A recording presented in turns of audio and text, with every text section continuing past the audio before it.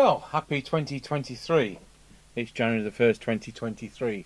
And before I do a Rotel 230, either later today or tomorrow, which is the final one in that particular batch from that particular customer, and a couple of jobs still to clear up like the PE Ranger, I just thought we'd do something which Michael Dranfield had touched on from Practical Wireless in July 1975. Was it? No, yeah. 74.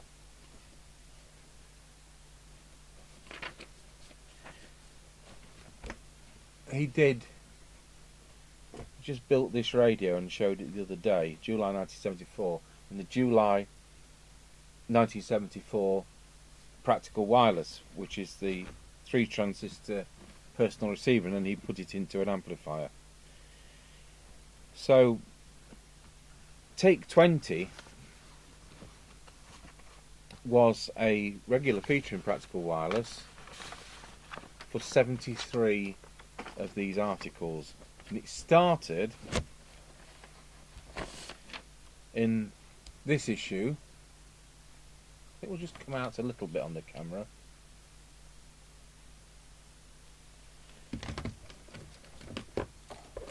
May 1969, and it was 3 shillings, which is 15 pence in current money, and it ended January 1976 with number 73, which was a touch switch, which were intending it to switch on and off a 9-volt item, which of course could be a relay. These were very good building blocks, even if they weren't standalone projects. When it started off, it was May 1969, and back then the pages didn't say what issue they're out of. So when you try and collate these kind of things, you've no idea which issue they're out of. So I've had to write on them, and even I got in a twist and had to go back and do some again. So you can, obviously, if you've got the magazines, you can photocopy them or scan them yourself. You can go out on eBay and buy the magazines. You can ask me for some bits, the odd page. And they're also available on World Radio History, which is very easy to find when you click on the United Kingdom button. AmericanRadioHistory.com is what the website is, AmericanRadioHistory.com. And of course that's the British. I've no doubt our British input's been very much there. And I have sent this guy scans of magazines which he hadn't got. I'm not saying so with the Practical Wireless, but some of the magazines I have that he hasn't. So it started off in May 1969. I'll try and be quick, try and keep this under 15 minutes. And the first one was a 2 transistor amplifier, which is a loudspeaker driving amplifier. So, you know, this is useful. Still today it's useful. Don't know what the output is. Does it say? Probably 100 milliwatts. But it's OC71 and OC81 into a 75 ohm speaker. So, yeah, things like, you know, times have changed since 1969. That would now be 4.7 microfarads. That would now be 33 microfarads. 5K would now be 4.7K. It's got these diodes. 1000 picofarads would be 1 nanofarad, and that would be 10 nanofarads, and OA79 is a germanium diode. So moving on, the next month he did an audio oscillator. Oh yeah, well, what I was going to, well, the whole point about telling, why is it called Take 20? It has to be less than 20 components, and it has to be costing less than 20 shillings. This is before decimalisation. So 1 shilling's 5p, 20 shillings was £1. So that was the criteria. Of course, as time went on, apart from the decimalisation point of view in 71, it had to, the prices had changed such that you couldn't do that. Number 3, a mini metronome. Now, I've built quite a few of these things, and I will tell you ones I've built. I might even pause the video and drag something across. I think I built the really pointless electronic candle. Yeah, that's a stylophone type of arrangement for those of kind of like the Dubrec product. And that goes on to 2 pages. A transistor tester plus from September 69, and a one transistor radio, which he goes on to say will drive a loudspeaker and uses a 2N2926 transistor. Pointless making something like that here. There's only 2 or 3 stations on medium wave within 100 miles, so you're not going to get that unless that is not going to work unless you've got a city and you've got a transmitter a few miles down the road. So his next one was a medium wave signal generator, or BFO. So people wanting to add a beat frequency oscillator to resolve Morse or even single sideband, for radios either using 465 or 1.6 megs IF, this would enable you to resolve that with this battery operated little one transistor item, which ran into 2 pages. So that was number 7. So some entertainment radios have got short wave band on them, but of course if you hear Morse on them or you hear SSB, it's all garbled, and you need a beat frequency oscillator, a BFO, to resolve it, and that's what this does. So number 8 was an intercom using 2 transistors, and one of the things about this intercom between the master and the remote is you can't spy on the remote, because a lot of intercoms you can listen into the remote. That's the whole idea of some of them, but this one you can't. It has to be activated at either end, which could be good. Kind of thing you might want to use for a disabled person in a bathroom and may need to call for help. You don't want them spying on bathroom noises, do you? You want a call to be initiated. And again, that's 2 pages. Then he moves on to number 9. I ought to do this in contrast to Michael Dranfield's one. January 1970, 3 transistor radio, and it uses a BC169C. It uses 3 of them, made on tag strip.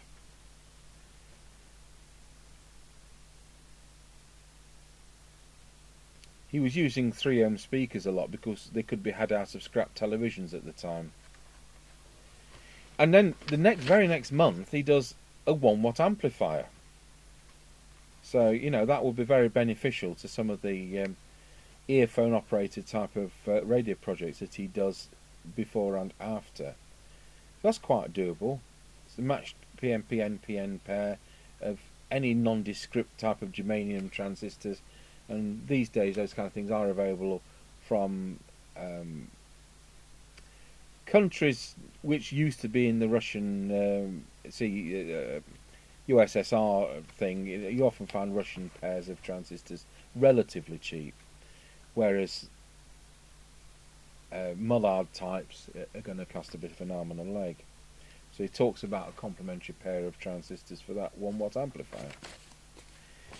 So that's number 10. Number 11, a novelty light flasher, or a multi-vibrator. But of course it doesn't use LEDs because they haven't been invented. It uses bulbs. A lie detector. Not something to quiz people over their love life with. Number 13, a 2 transistor radio that are expected to go into an earphone. So this is a candidate where that 1 watt amplifier would do something into a loudspeaker. So your BC169Cs again, and he likes those, doesn't he? A record player amplifier is number 14.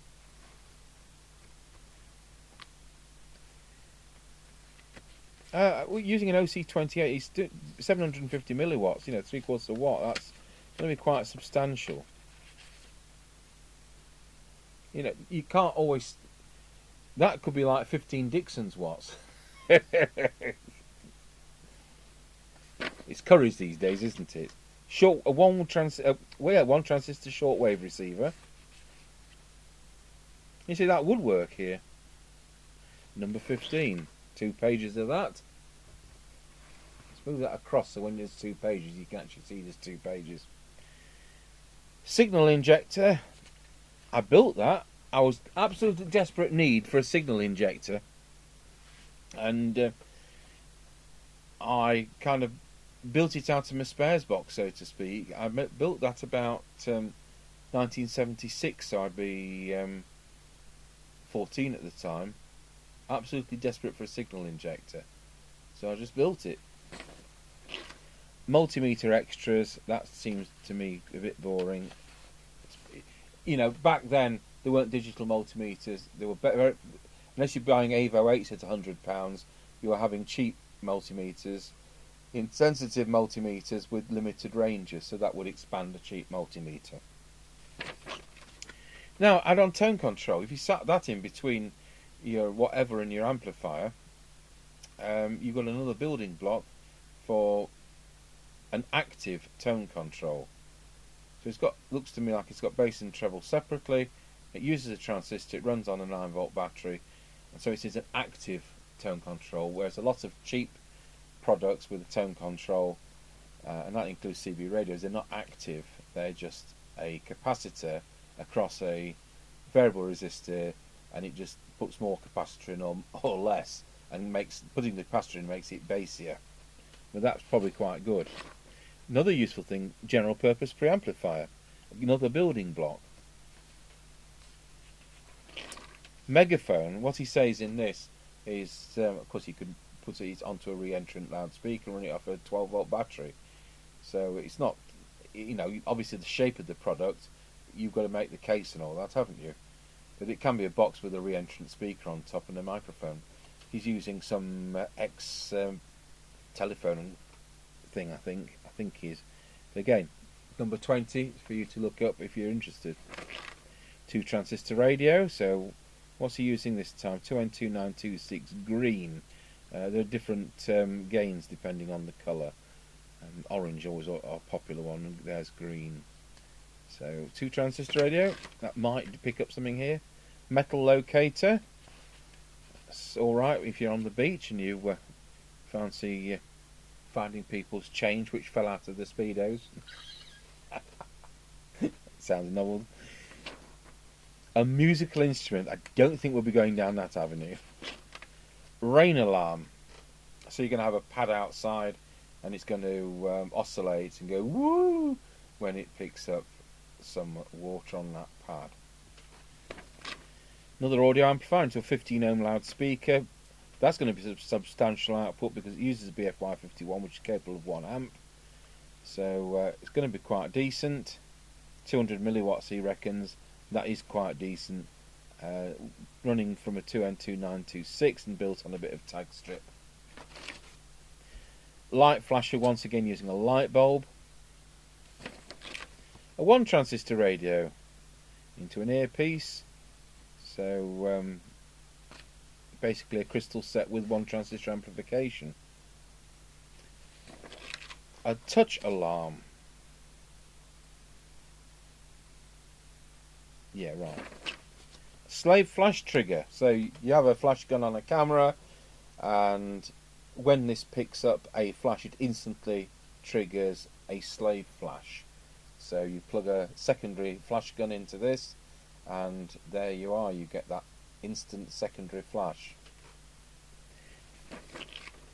Automatic light. Now this is the kind of thing which you used to have parking lights on. This is suggesting porch lights, all kinds of things like that. But that's an automatic light operated thing with it. Runs a little 14 watt runs a little 14 volt light bulb, so it'll be as dim as anything by today's standards. Another useful one, general purpose audio amplifier. So he's got an 8 to 15 ohm speaker, he's got AC176, AC128, which are a complementary output power pair. It's going to do 750 milliwatts. For those transistors, you might want to try and find Russian equivalents and cost less. And he's goes on to page 2 with that. A metronome, yeah, gets a bit overdone. Number 33, February 1972, 2 transistor radio. Using his BC169Cs again into an earpiece. I built this one. I don't know why. I'd have been 14 at the time. Little things please little minds. I'll see if I can find it. I rebuilt this when I was a bit older, like 18, 19, that kind of age. I rebuilt this because I wanted a proximity light, bedside light, and all I had to do was wave my weary hand somewhere around it and it would activate. So let's see what's inside. This is an expensive way to build it. I must have had some money in those days.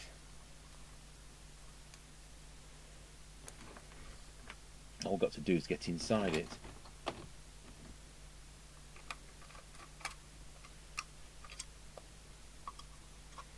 Now, it wasn't as smartly built when I built the basic thing as a 14-year-old. Oh, there you are. Pretty simple, isn't it? So, switch, a potentiometer, the transistor, and a resistor. So there's the circuit diagram. And oh, it's a thyristor. It's not a transistor. It's a thyristor.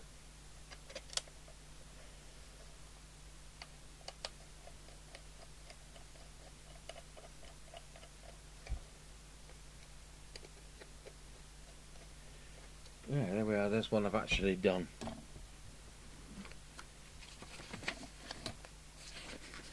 A gunshot simulator. I wouldn't try that in the UK. You'd end up in handcuffs. Noise limiter, and this is aimed at the shortwave radio enthusiast, and you're going to put signal in at line level, not at audio output level, at line level, and it's going to come out also at line level, and you can vary the way this works, and the idea is to cut down the interference in DX radio reception. Kind of thing they charge you an arm and a leg for and put the word digital in front of it these days. It's based around a BC 109 and 2 diodes. Do you know what? I bet that works quite alright. Number 36, May 1972. Burglar alarm.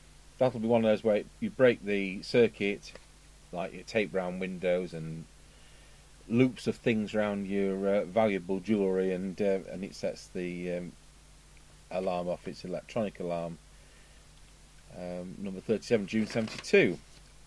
A dirty DC power supply, to my mind, 9-volt power supply, where it's only going to be 9 volts when the regulation is going to be poor, because all it is a transformer, bridge rectifier, and a capacitor. So basic thing. For some products it will work, but not with a lot of modern products. It's too dirty. An IC audio amplifier using the MFC 4000B Motorola 4-pin quarter-watt audio IC, which was quite revolutionary at the time, and that was into a 15-ohm speaker. I do quite a few things with MFC 4000Bs. These days I have to pay an arm and a leg for them, like £8. But they are out there. Crystal mic preamp, I built that.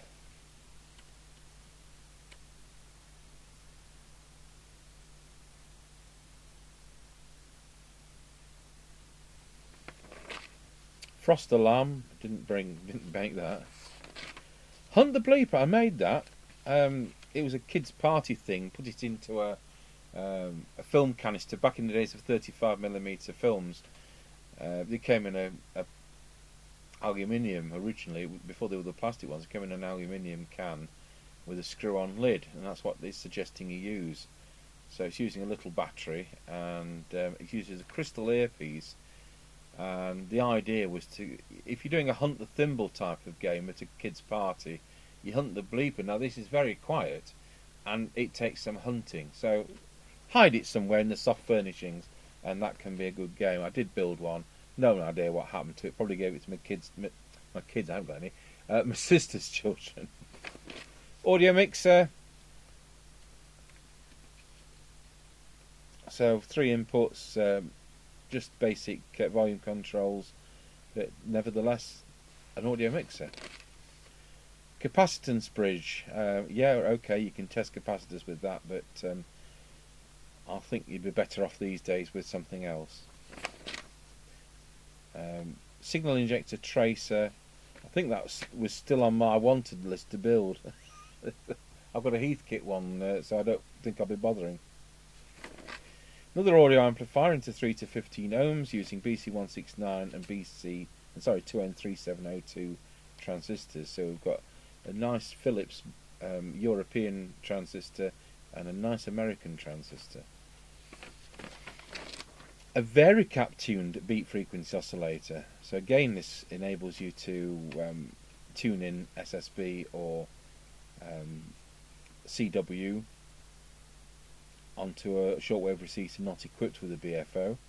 But it's based around a Repanco DRX1 crystal set coil. That's going to cost big time. There won't be any change out of 20 quid if you find one of those on eBay. A pulse generator, no idea.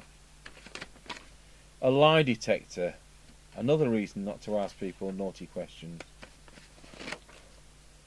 An electronic siren. Yeah, put that through that megaphone project and see how many times you get into the back of a police car. It's a 2-pager. Touch sensitive switch. A wah-wah unit. Mr Chippie's made that. I can't remember what success he had, but he has made that wah-wah unit. A Swanee whistle. I haven't bothered making that. Now this radiogram isn't what you think it is. It's what it is. It's a very, very low power radio transmitter.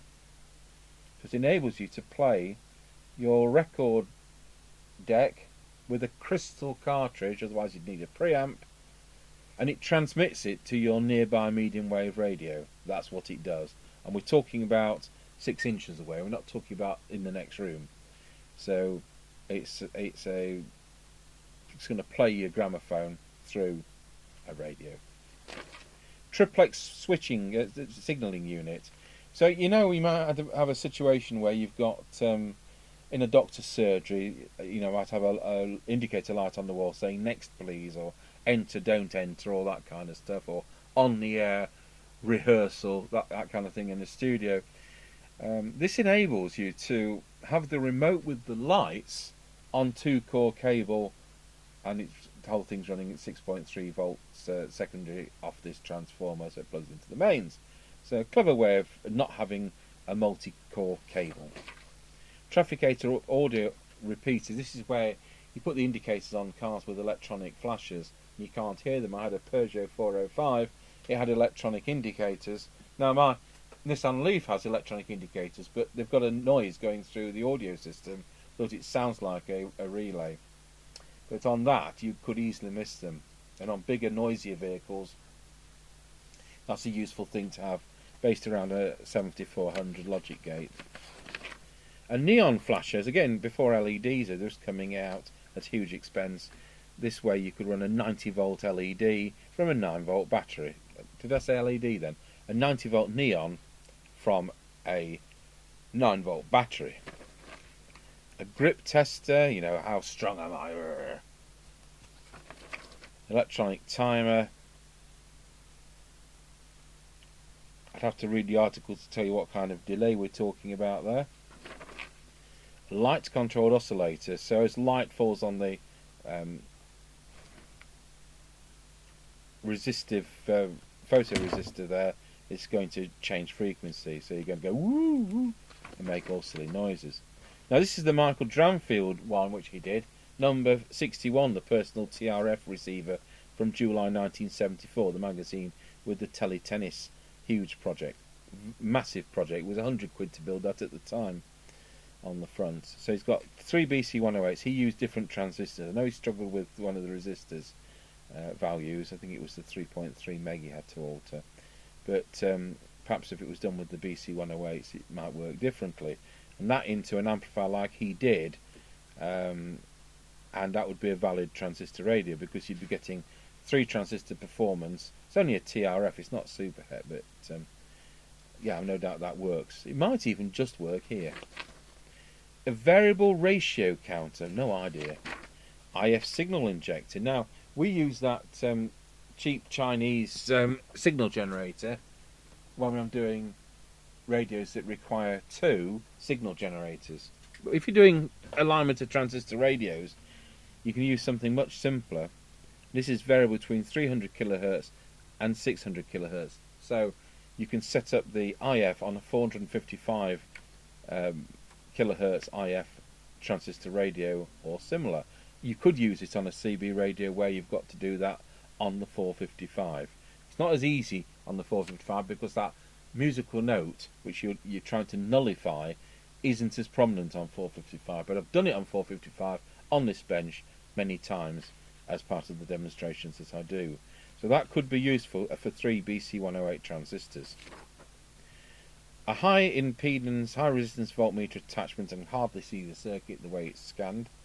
That doesn't sound very interesting anyway. Electronic push button switch, number 65, November 74. It's operating a relay, so you could be replacing an expensive contactor building this. December 74, an IC photo trigger. So I think once again it's a light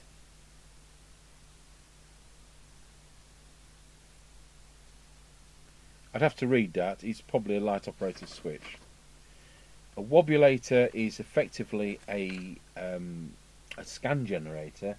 So it's what you'd call on it if you're using it with a signal generator. It would be a sweep generator. And it says that it operates from 400 kilohertz to 1 megs.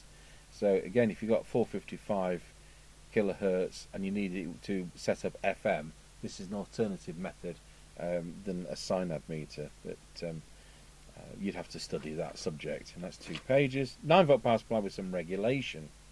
So it's got a bridge rectifier, and it is regulated with an amplified Zener diode. So that's a valid project which would be useful today. And what's it going to produce? About 100 milliamps? Oh, I don't know. What's it say? Let's go with a page.